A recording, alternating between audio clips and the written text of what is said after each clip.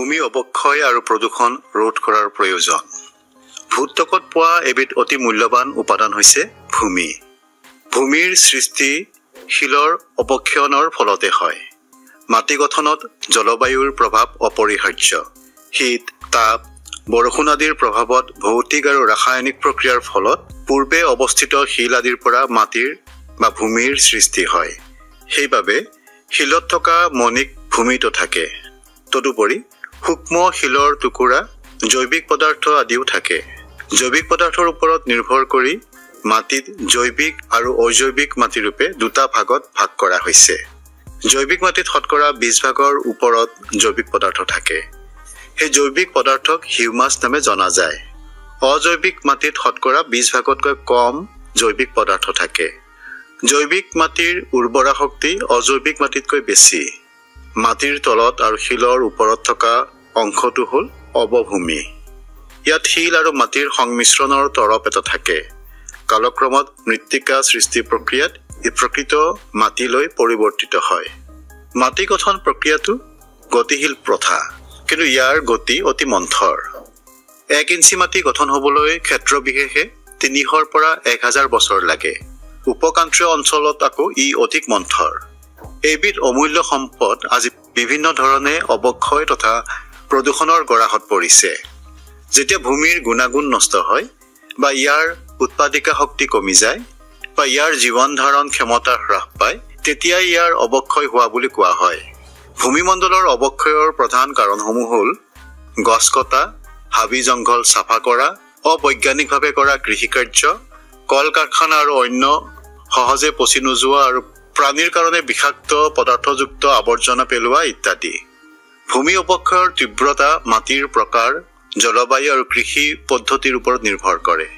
পানীৰ দ্বাৰা ভূমি অৱক্ষয় ঘাইকৈ বেছি বৰষুণ হোৱা আৰু পাহাৰীয়া অঞ্চলত বেছিকৈ পৰিলক্ষিত হয়।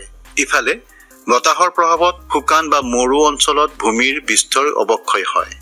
মাটিৰ উপৰিভাগতে জৈৱিক পদাৰ্থ থাকে। এই অংশ সাৰুৱা আৰু ঢিলা হয়।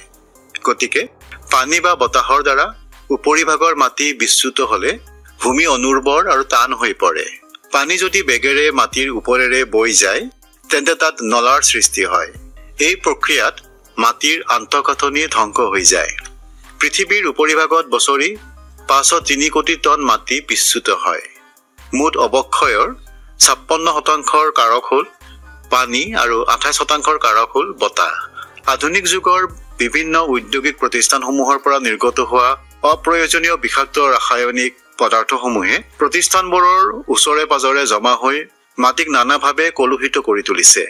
মাটিত থকা অণুজীৱবোৰে জৈৱ ৰাসায়নিক বৰ্জিত পদাৰ্থক সাধাৰণতে যি উপায়েৰে সাৰলৈ ৰূপান্তৰিত কৰি মাটিক উৰ্বৰ কৰে, ধাতৱ যৌগৰ ক্ষেত্ৰত সেয়া সম্ভৱপৰ নহয়।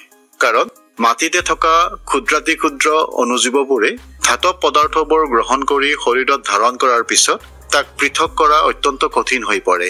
তেনেস্থলত ধাতুবোৰ অণুজীৱৰ লগত মাটিতে থাকি যায় আৰু বিষাক্ত প্ৰভাৱ বিস্তাৰ কৰে। ই হ'ল মাটিৰ অন্তৰ্বৰ্তী অৱক্ষয়ৰ অন্যতম। পৃথিৱীৰ অৱক্ষয় হোৱা ভূমিৰ 12% ৰাসায়নিক আৰু 4% ভৌতিক প্ৰক্ৰিয়াৰে নষ্ট হৈছে। অত্যাধিক লৌ থকাৰ কাৰণে অসমৰ ঠাই বিশেষে ধান গছত লৌহ বিক্ৰিয়া হৈ উৎপাদন কমি গৈছে। কিছুমান মাটি আনকি ধান খেতিৰো অনুপযোগী হৈ পৰিছে। মাত্ৰাধিক লৱণ জমা হোৱাৰ কাৰণে উত্তৰ ভাৰতৰ বহু মাটি খেতিয়কে পৰিত্যাগ কৰিছে। কল কাৰখানাৰ পেলনীয়া সামগ্ৰীয়ে ভূমিৰ ৰাসায়নিক ধৰ্মৰ আমূল পৰিৱৰ্তন কৰে। কাৰখানাৰ চূণজাতীয় আৱৰ্জনাই মাটিক ক্ষাৰকীয় কৰি তোলে। অন্য কিছুমান আৱৰ্জনাত ভয়াৱহভাৱে বিষাক্ত ক্ৰমিয়াম, মাৰ্কাৰী, কেডমিয়াম আদি কৰি বিভিন্ন ধাতু বেছি পৰিমাণে থাকে।